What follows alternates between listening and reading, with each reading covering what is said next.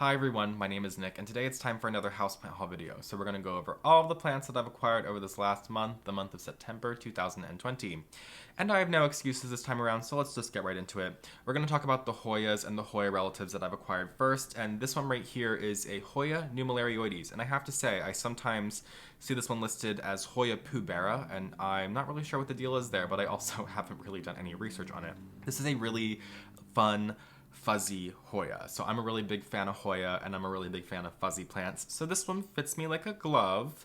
And I already grow this in my home, but the plant that I have is nowhere near the size of this one. And that one was already two plants put together. So I couldn't miss the opportunity of picking one of these very generous pots up from nearby garden center that one of my friends actually works at. So kudos to her for being able to get these in stock because they are beautiful and they were a rather good price. It's not often you find more uncommon Hoya in nurseries, particularly in 4-inch pots. And I know this is one that's starting to get produced and that Hoyas are starting to catch on and become a little bit more readily available. But yeah, it's just the beginning, I guess. So it's something that's rather new to me, seeing such a fun Hoya in such a large quantity for such a good price. So that's really something I was happy about. When I bring Hoyas into my home, I typically like to put them underneath the grow light. I would put them in a windowsill if I had the space, but my windowsills are stuffed to the gills, so I can't even consider putting another plant in one of them. So I have this one growing directly underneath the grow light, and I tend to put my Hoyas, when I bring them into my home, directly underneath the grow light just so they can acclimate to my space. When you bring a Hoya home, it typically does take some time for them to really get going. So in order to kind of speed up that process and really help it acclimate, I really do like to supplement it with some artificial light to really help get it going. So just a tip that I would give you if you're thinking that your Hoyas are just not growing at all. But like I said, it usually does take some time, like 6 months to a year, I'd say, for some of my Hoyas to even do anything if they're not going in that kind of ideal space that it wants to be in light-wise. So just something to bear in mind there. And watering, you don't want to overwater your Hoyas by all means because they will rot very quickly, but Hoyas have very fine root systems, so you don't want to go too far on the dry end. While they can handle drought very well, if you really forget about your Hoyas and treat them like a ZZ plant or a Sansevieria, you're probably not going to have very good luck, and you'll probably lose some of the plants in the pot that just can't handle that kind of drought. Let's talk about another Hoya that I have. This one is rather lovely. So this is a Hoya CALLISTOPHYLLA, and I'm really a big fan of this venation. I really wasn't aware of this Hoya. This one was a gift, and I just am like blown away by the venation on this plant and like the lime green color. It's beautiful. So I'm really excited to watch this one grow. As I was saying, it's probably going to take some time for this one to really get growing. I've heard this is a rather slow growing Hoya as well, so keeping that in mind, I'm really not going to expect much out of it, but I can absolutely just oogle over it for these two leaves right here because they are just freaking gorgeous, aren't they? So yeah, Hoya CALLISTOPHYLLA, I honestly have nothing to say about this plant because I don't know anything about it, but it's gorgeous. It's absolutely gorgeous, and I'm thrilled to watch it grow. I'm not sure if it gets like sun stress, it'll get kind of like a reddish purple color that some of the Hoyas get, or if it's gonna stay this like lime green color if it got more light. So I think I want to give this one a good life. It's really beautiful, and I would really love to see a nice long vine or a nice trellis of this plant because it's gorgeous. So this one's hanging out right underneath the grow light. I put it behind me underneath my Soltech Solutions grow light, which as always I will leave my discount code in my description below for you guys if you want 15% off. But yeah, I really just want to baby this plant and give it the best life it can possibly have because look at it. It deserves that. But we all deserve it as well. So I don't have any more Hoyas to talk about today, but I do have a Hoya relative. This is a Ceropegia. This is Ceropegia linearis, and this is such a fast grower. I just got this, obviously, this month, and I do not remember it being this long, and I'm constantly untangling it because, as you can see down here, it's constantly growing down and growing back up itself. So this is a plant I would imagine would grow incredibly well on a trellis, which is quite different than, like, Ceropegia woodii, which maybe it's just a little too heavy, but maybe if you train that one, it would grow well. But this one, I think, it's just like begging to be on a hoop or something, just the way it keeps constantly climbing up its own vines. But that being said, I don't remember it being longer than like 1.5 feet, maybe 2 feet when I brought it home just a couple weeks ago. And this thing is probably pushing like 5 feet now. So yeah, I'm not surprised. I'm really not surprised. I knew String of Hearts or Ceropegia woodii. It's very closely related to this one, so I'm not surprised that this one reacts very similarly in terms of how fast it grows. I'm growing this one very close to a window. I grow all of my Ceropegias, not necessarily inside a windowsill, but very, very close to a window. And I find that they do thrive in that setting.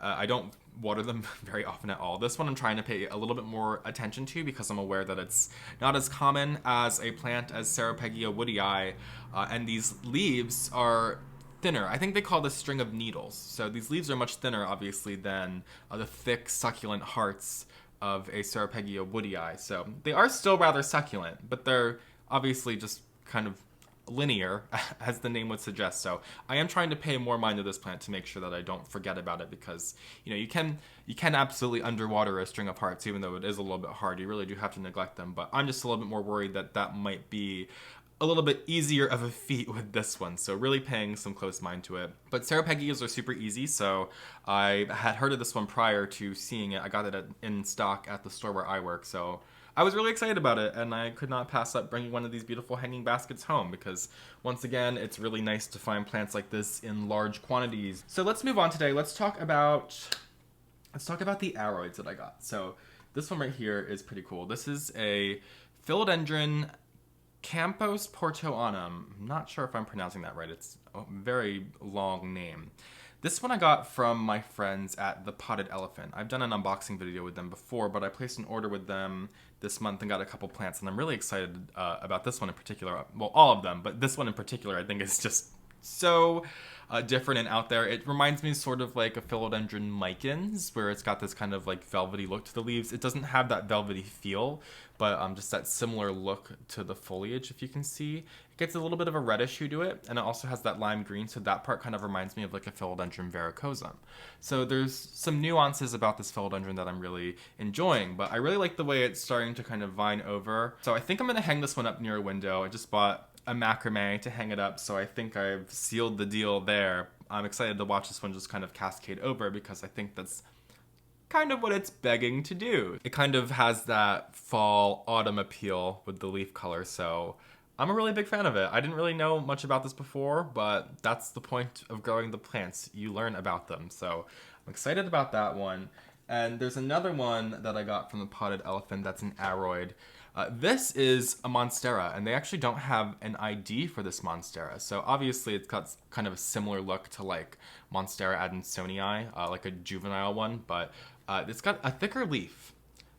I'm not really sure what it is, obviously, because it has no ID, but it's not an adansonii, I can tell you that much. So I'm really excited to watch this one grow. Obviously it's very, very young, and I should probably really consider giving it a moss pole so that I can let it live its best life, as it's just node cuttings that are just growing their little plantlets right now, and they have some new leaves coming in. So no holes yet. Not sure if this one gets holes. I'm not sure if it stays looking like this and just gets bigger leaves. I'm assuming because it's a Monstera that it's capable of getting some large leaves. So yeah, I'd really like to push it towards that potential and see what it can do. I'm sure the ID's out there. I don't think they just aren't aware of it. Okay, so let's talk about the jungle cacti that I got this month. So this is another one from the Potted Elephant.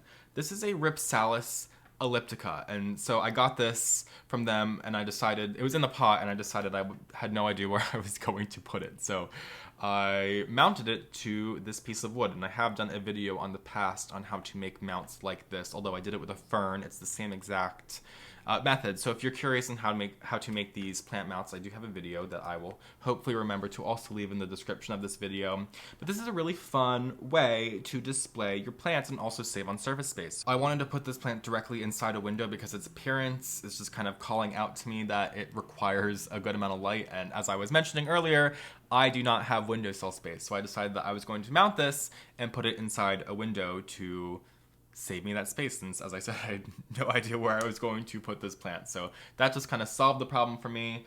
And my friends at the Potted Elephant told me to make sure that I let this dry out if it's mounted. So I'm going to let it dry out. It's pretty dry right now, but I think I'm gonna let it go for just a couple more days, and then I'm gonna go ahead and water it. So I'm probably watering this like every 10 days or so, which is really nice because a lot of my other mounted plants, like my mounted ferns and my Discidias, they're a little bit more needy with the water. They need water like every like 2 or 3 days. So I would appreciate a mounted plant that really doesn't require as much attention. This is a Rhipsalis PARADOXA. And I actually, if you recall, if you watched my potted elephant unboxing video, I did get a Rhipsalis PARADOXA from them. And I still have it, but it's a much larger Rhipsalis PARADOXA. It's like as thick as my thumb. Now this one is a little bit smaller. So I know that there's different varieties, like the Paradoxa minor and the Paradoxa major, or what, I'm not really sure, but I have no idea what the ones are that I have. I'm just growing them because I like them. I like the look of them, so I get the plant. That's kind of how it is.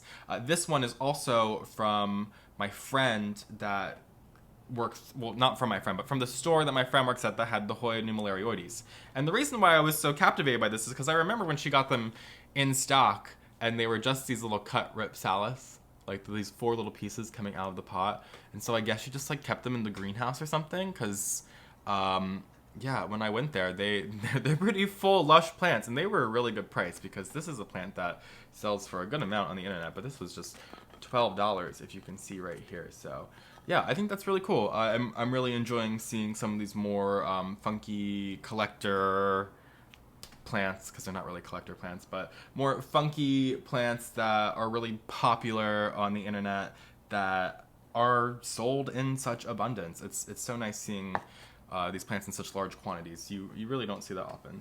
Is it clear that this is something I'm getting very excited about? I feel like I know that there's a lot of people who are just getting into houseplants because of quarantine, but I think you got into plants at a really good time because a lot of these plants I'm just like not used to seeing ever. So I'm getting very excited about all this stuff. Next, we're going to go over the Peperomias that I got this month. And this is another one from the potted elephant. This is a Peperomia serpens. And I love this just small little full pot of this plant. I actually used to grow this plant, and I just stumbled upon it one day and it was just dead. So that seems to be something that happens randomly with your plants. They just want to die. Obviously, I was probably doing something wrong, but it did grow well for me for quite some time. So I'm excited to give it another go. This is a really lovely full pot, and I really love this Peperomia because it's not really the most visually demanding, but it does have some little nuances that I absolutely love, like the red stems. I don't know how well it's going to focus, but I really love these Peperomias that have these stems that are like peppered with red. I think it's so lovely. I noticed that with quite a few of them, and some of them it's really pronounced, but this is one where it really is peppered along. So just a small little detail that I really enjoy. You can see a flower or inflorescence right here. It's this little funky thing, really not showy. Once again, really not a showy plant, but that's kind of what I love about it, and it's very easy to grow. Usually the ones that are not really the most visually demanding tend to be a little bit more easy to grow, so I really appreciate that. But a really easy plant does well with drought, doesn't do well with too much drought, because with any plant, too much underwatering will probably kill it, and that's probably how I killed mine. Or perhaps I killed it from overwatering, because Peperomias also do not like overwatering, so do kind of have to keep in mind that, but I'm making it seem like it's a much more difficult plant to grow, because really they're just a plant. You got to check on it, and if you find the soil's dry, you give them water and they are happy as a clam.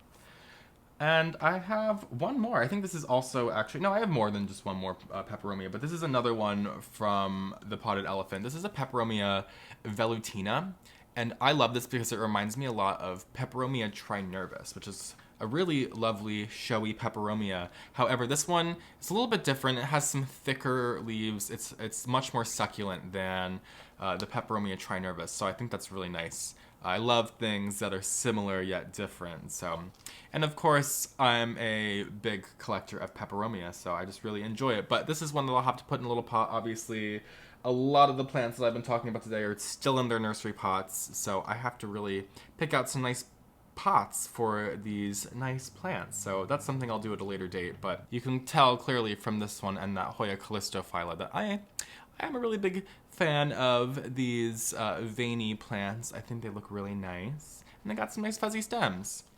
But yeah, that's all I have to say about that one once again, because I don't really know much about it.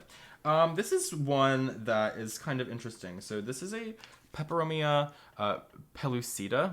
Don't know if I'm pronouncing that one correct, but what's so fun about this is actually a weed.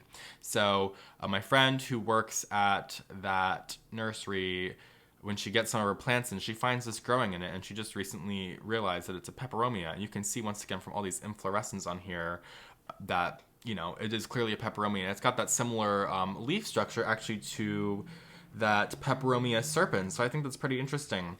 But I just think it's so cool that this plant is like a weed. Like, that is so me. Like, I love plants that look like weeds. Like, I could just like pull them out of the ground. So not only is this plant literally a weed, but it's a peperomia. So it's just so cool. Now, it's covered in flowers, and as I was saying, it is literally a weed. So I've been noticing that these flowers get these little bubble balls on them, and then they like turn black. So I wasn't sure if that's like the seeds like pollinating. So I have no idea. I would love to hear from you guys if you have any insight on this plant. But I've been kind of just like purposely like knocking off those little like black bits into the pot, as I'm doing right now, just in case they germinate and make me a nice big old full pot of weed, because that sounds quite nice to me. Yeah, I really love this plant. I gotta get it a fun little pot, obviously. It's just this little dainty little funky little plant, but I just love the fact that it's literally a weed. I think that's hilarious. So yeah, I love that. And then I have one more plant to talk about today because I am rambling on. This is in its own category. This is a Stromanthe sanguinea Triostar. This is a prayer plant, and I have tried to grow this plant on multiple occasions, and I've never had success with it. And it's such a shame because it's so beautiful. I have a connotation with this plant. I saw it in Florida many years ago. Well, not many years ago, but many years ago for a 25-year-old. And I just had to have it when I got back from that trip, and I couldn't find it at all. I couldn't find it anywhere. And when I finally got my hands on it, it died. And I got it again, and it died again. I had mentioned that to a friend recently, and she was saying how she's had her Stromanthe for like a couple years now, and it's been flourishing for her. And she said she was going to give me a piece of it, and I was like, oh, that thing's going to die immediately. But I've been growing it for, I think, like 4 weeks now, and it's got this nice new leaf on it. No browning, which is usually what happens with these plants. They either get brown edges or they get brown tips, and they just get kind of ugly really fast. But so far, so good with this one. So I also have to be mindful that this thing can get spider mites pretty easily. I don't see any on the plant right now, unfortunately, but all prayer plants, in my experience, are absolute spider mite magnets. So they come at a cost. Their beautiful foliage absolutely comes at a cost, and that's the fact that they are a total headache to grow. You got to keep them moist for them to grow well. They really do prefer distilled water. Filtered's okay, but it's still going to have some of the things like fluoride in the water that's going to affect the tips of the plants and cause them to turn brown. But I'd say the most important thing is to make sure that you're keeping the humidity up, which really isn't necessarily an issue in the summertime. I think it's more of an issue in the wintertime when the heaters kick on in our home and really zap out any moisture in the air, and that's what's going to really cause some of our more delicate plants like Stromanthes or ferns to start to brown up a lot easier than they would in the summertime. So just something to bear in mind there, but I'm really hoping that I can have some good luck with this plant because I think it's absolutely gorgeous. So yeah, that's gonna about do it for today's video, our houseplant haul for 2020. I would love to say that there wouldn't be one for next month because once again, I am completely out of space, as I always am, but things just seem to happen, okay? Anyway, that's gonna do it for today's video. Thank you guys so much for joining me today. If you don't already, follow me on Instagram at PhillyFoliage, subscribe to my channel, and I will see you guys in my next video. Have a great day!